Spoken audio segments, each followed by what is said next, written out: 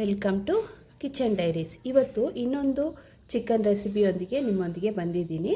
ಅದನ್ನು ಹೇಗೆ ಮಾಡೋದಂತ ಇವತ್ತಿನ ವಿಡಿಯೋದಲ್ಲಿ ನಾವು ನೋಡೋಣ. ಅದಕ್ಕೂ ಮುಂಚೆ ನನ್ನ ವಿಡಿಯೋ ಏನಾದರೂ ನಿಮ್ಗೆ ಇಷ್ಟ ಆದರೆ ಖಂಡಿತ ಸಬ್ಸ್ಕ್ರೈಬ್ ಮಾಡೋದನ್ನು ಮರಿಬೇಡಿ. ಮೊದಲಿಗೆ ನಾನು ಇಲ್ಲಿ ಒಂದು ಅರ್ಧ ಕಿಲೋ ಅಷ್ಟು ಚಿಕನ್ನ ಚೆನ್ನಾಗಿ ವಾಶ್ ಮಾಡಿ ತೆಗೆದಿಟ್ಕೊಂಡಿದ್ದೀನಿ. ಈಗ ಇದಕ್ಕೆ ನಾವು ಮಸಾಲೆನ ರೆಡಿ ಮಾಡ್ಕೊಳ್ಳೋಣ. ಮಸಾಲೆಗೋಸ್ಕರ ನಾನು ಇಲ್ಲಿ 1 ಸ್ಪೂನಷ್ಟು ಧನಿಯಾ ಕಾಳು, ಒಂದು ಅರ್ಧ ಸ್ಪೂನಷ್ಟು ಕಾಳು ಮೆಣಸು, ಒಂದು ಸ್ವಲ್ಪ ಕರಿಬೇವು, ಒಂದು 2 ರಿಂದ 3 ಕಡ್ಡಿಯಷ್ಟು ಕರಿಬೇವು, 1 ಸ್ಪೂನಷ್ಟು ಜೀರಿಗೆ, ಒಂದು 3/4 ಸ್ಪೂನಷ್ಟು ಸೋಂಪು ಕಾಳನ್ನ ತೊಗೊಂಡಿದ್ದೀನಿ. ಹಾಗೆ ಒಂದು 5 ರಿಂದ 6 ಒಣಗಿದ ಮೆಣಸಿನ್ಕಾಯಿ, ಮತ್ತು ಇಲ್ಲಿ ಕಲ್ಲುವ ಒಂದು ಸ್ವಲ್ಪ ತೊಗೊಂಡಿದ್ದೀನಿ. ಚಕ್ಕೆ, 1 ಇಂಚಷ್ಟು ಚಕ್ಕೆ, 3 ಲವಂಗ, 1 ಏಲಕ್ಕಿ, ಮತ್ತು ಇಲ್ಲಿ ಒಂದು ಪಲಾವ್ ಎಲೆ ತೊಗೊಂಡಿದ್ದೀನಿ. ಇಷ್ಟನ್ನು ಇದ್ರ ಜೊತೆಗೆ ನಾನು 1 ಕಪ್ಪಷ್ಟು ಕೊಬ್ಬರಿ ತುರಿನ ತೊಗೊಂಡಿದ್ದೀನಿ. ಈಗ ಇಷ್ಟನ್ನು ನಾವು ಎಣ್ಣೆಯಲ್ಲಿ ಫ್ರೈ ಮಾಡಿ ತೊಗೊಳ್ಳೋಣ. ಈಗ ನೋಡಿ, ಸ್ಟವ್ ಮೇಲೆ ಒಂದು ಕಡಾಯಿ ಇಟ್ಕೊಂಡಿದ್ದೀನಿ. ಅದಕ್ಕೆ ಸ್ವಲ್ಪ ಎಣ್ಣೆನ ಸೇರಿಸ್ಕೊಳ್ಳೋಣ.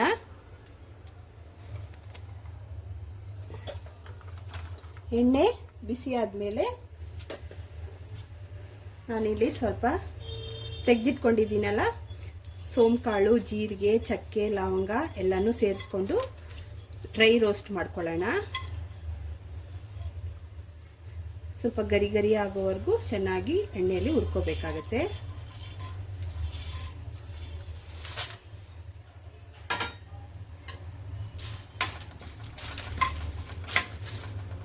ನೋಡಿ, ಈ ಮಸಾಲೆಗಳೆಲ್ಲ ಹುರಿತಾ ಸ್ಮೆಲ್ ಬರುತ್ತೆ. ಆ ಟೈಮಲ್ಲಿ ಇಲ್ಲಿ ನಾವು ತೆಗೆದಿಟ್ಕೊಂಡಿರ್ತೀವಲ್ಲ ಕೊಬ್ಬರಿ ತುರಿನ, ಅದನ್ನು ಸೇರಿಸ್ಕೊಂಡು ಚೆನ್ನಾಗಿ ಇದ್ರ ಜೊತೆಗೇನೆ ಹುರ್ಕೋಬೇಕಾಗತ್ತೆ.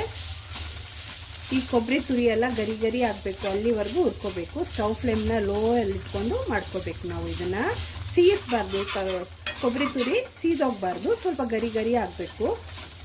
ಆ ಸ್ಟೇಜ್ವರೆಗೂ ಹುರ್ಕೋಬೇಕಾಗತ್ತೆ.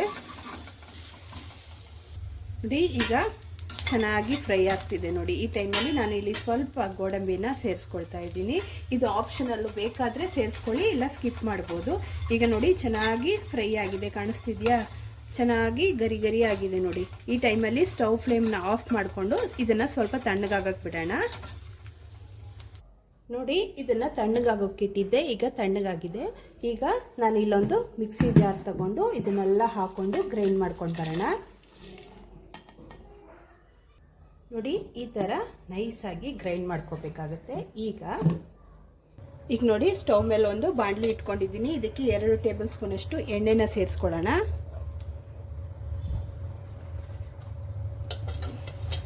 ಎಣ್ಣೆ ಬಿಸಿ ಆಗ್ತಾ ಇದೆ. ಎಣ್ಣೆ ಬಿಸಿ ಆದಮೇಲೆ ಇಲ್ಲಿ ನಾನು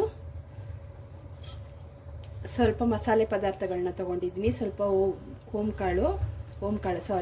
ಸ್ವಲ್ಪ ಸೋಂಪು ಕಾಳು, ಒಂದು ಚಕ್ಕೆ, ಅರ್ಧ ಇಂಚಷ್ಟು ಚಕ್ಕೆ, 3 ಲವಂಗ ಮತ್ತು 1 ಏಲಕ್ಕಿ, ಇಷ್ಟನ್ನು ಇದಕ್ಕೆ ಹಾಕ್ಕೊಂಡು ಸ್ವಲ್ಪ ನೋಡಿ, ಸ್ವಲ್ಪ ಗರಿ ಗರಿ ಆಗೋ ಥರ ಫ್ರೈ ಮಾಡ್ಕೋಬೇಕು. ಇದು ಸ್ಮೆಲ್ ಬರೋ ಟೈಮಲ್ಲಿ ಇಲ್ಲಿ ನಾನು 2 ಮೀಡಿಯಮ್ ಸೈಜಷ್ಟು ಈರುಳ್ಳಿನ ಕಟ್ ಮಾಡಿ ಇಟ್ಕೊಂಡಿದ್ದೆ ಸಣ್ಣ ಸಣ್ಣದಾಗಿ. ಅದನ್ನು ಇದರಲ್ಲಿ ಚೆನ್ನಾಗಿ ಫ್ರೈ ಮಾಡ್ಕೋಬೇಕು.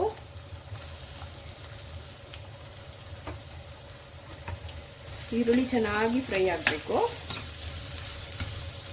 ನೋಡಿ, ಈರುಳ್ಳಿ ಚೆನ್ನಾಗಿ ಫ್ರೈ ಆಗಿದೆ, ಕಾಣಿಸ್ತಿದೆಯಾ ನಿಮಗೆ? ಈ ಟೈಮಲ್ಲಿ ನಾನು 1 ಸ್ಪೂನಷ್ಟು ಜಿಂಜರ್ ಗಾರ್ಲಿಕ್ ಪೇಸ್ಟನ್ನು ಹಾಕ್ಕೊಳ್ತಾ ಇದ್ದೀನಿ. ಶುಂಠಿ ಬೆಳ್ಳುಳ್ಳಿ ಪೇಸ್ಟು. ಇದು ಚೆನ್ನಾಗಿ ಇದ್ರ ಜೊತೆ ಬೆರೆತು ಇದರ ಹಸಿ ವಾಸನೆ ಎಲ್ಲ ಹೋಗಿ ಗಮ್ ಅಂತ ಸ್ಮೆಲ್ ಬರಬೇಕು. ಅಲ್ಲಿವರೆಗೂ ಈರುಳ್ಳಿ ಜೊತೆ ಚೆನ್ನಾಗಿ ಫ್ರೈ ಮಾಡ್ಕೋಬೇಕು. ನೋಡಿ, ಈಗ ಶುಂಠಿ ಬೆಳ್ಳುಳ್ಳಿ ಪೇಸ್ಟ್ದು ಸ್ಮೆಲ್ ಬರ್ತಿದೆ ಗಮ್ ಅಂತ. ಈ ಟೈಮಲ್ಲಿ ನಾನು ಒಂದು 2 ಟೊಮೆಟೊನ ಕಟ್ ಮಾಡಿ ಇಟ್ಕೊಂಡಿದ್ದೆ, ಅದನ್ನು ಇದಕ್ಕೆ ಸೇರಿಸ್ಕೊಳ್ತಾ ಇದ್ದೀನಿ.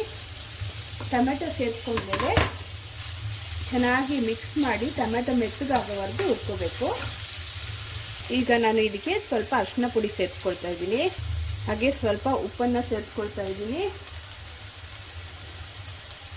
ಉಪ್ಪು ನಿಮ್ಮ ಟೇಸ್ಟಿಗೆ ತಕ್ಕಂಗೆ ಹೆಚ್ಚು ಕಮ್ಮಿ ಮಾಡಿಕೊಂಡು ಹಾಕ್ಕೋಬೋದು. ಈಗ ಚೆನ್ನಾಗಿ ಇದನ್ನು ಹುರ್ಕೊಳ್ಳಿ. ಉಪ್ಪನ್ನು ಹಾಕ್ಕೊಂಡ್ಮೇಲೆ ಇಲ್ಲಿ ನಾನು 1 ಟೇಬಲ್ ಸ್ಪೂನಷ್ಟು ಚಿಲ್ಲಿ ಪೌಡ್ರನ್ನ ಹಾಕ್ಕೊಳ್ತಾ ಇದ್ದೀನಿ. ಚಿಲ್ಲಿ ಪೌಡ್ರು ನೋಡ್ಕೊಂಡು ಹಾಕ್ಕೊಳ್ಳಿ, ಯಾಕಂದರೆ ನಾವು ಆಗಲೇ ಗ್ರೈಂಡ್ ಮಾಡ್ಕೊಂಡಿದ್ದೀವಿ, ಮಸಾಲೆ ಜೊತೆ ರುಬ್ಕೊಂಡಿದ್ದೀವಿ ಒಣಗಿದ ಮೆಣಸಿನ್ಕಾಯಿನ, ಹಾಗಾಗಿ ನೋಡ್ಕೊಂಡು ಹಾಕ್ಕೊಳ್ಳಿ.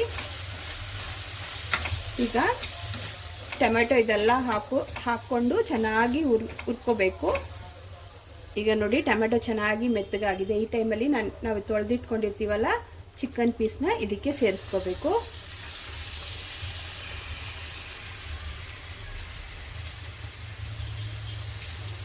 ಸೇರಿಸ್ಕೊಂಡು ಚೆನ್ನಾಗಿ ಮಿಕ್ಸ್ ಮಾಡ್ಕೋಬೇಕು. ಮಿಕ್ಸ್ ಮಾಡಿಕೊಂಡು ಒಂದು 2 ನಿಮಿಷ ಹಾಗೆ ಬಿಡಬೇಕು. ಚಿಕನ್ನಲ್ಲಿರೋ ನೀರೆಲ್ಲ ಬರೋವರೆಗೂ ಹಾಗೇ ಬಿಡಬೇಕು. ನೋಡಿ ಚೆನ್ನಾಗಿ ಮಿಕ್ಸ್ ಮಾಡ್ಕೋಬೇಕು. ನೋಡಿ ಈಗ ಚಿಕನ್ ಹಾಕಿ 1-2 ರಿಂದ 3 ನಿಮಿಷ ಆಗಿದೆ. ಅದರಲ್ಲಿರೋ ನೀರನ್ನೆಲ್ಲ ಚೆನ್ನಾಗಿ ಮಿಕ್ಸ್ ಮಾಡಿಬಿಟ್ಟು ನೀರೆಲ್ಲ ಸ್ವಲ್ಪ ಇಂಗೋಗಿದೆ ನೋಡಿ. ಈ ಟೈಮಲ್ಲಿ ನಾವು ಗ್ರೈಂಡ್ ಮಾಡಿ ಇಟ್ಕೊಂಡಿರ್ತೀವಲ್ಲ ಮಸಾಲೆನ ಇದಕ್ಕೆ ಸೇರಿಸ್ಕೋಬೇಕಾಗತ್ತೆ. ಈಗ ಮಿಕ್ಸಿ ಜಾರ್ಗೆ ಸ್ವಲ್ಪ ನೀರನ್ನು ಹಾಕ್ಕೊಂಡು ಅದನ್ನು ಇದ್ರ ಜೊತೆಗೆ ಸೇರಿಸ್ಕೊಳ್ತೀನಿ. ನೋಡಿ ಸ್ವಲ್ಪ ನೀರನ್ನು ಹಾಕ್ಕೊಂಡು ಈಗ ಮಿಕ್ಸ್ ಮಾಡ್ಕೊಳ್ಳೋಣ.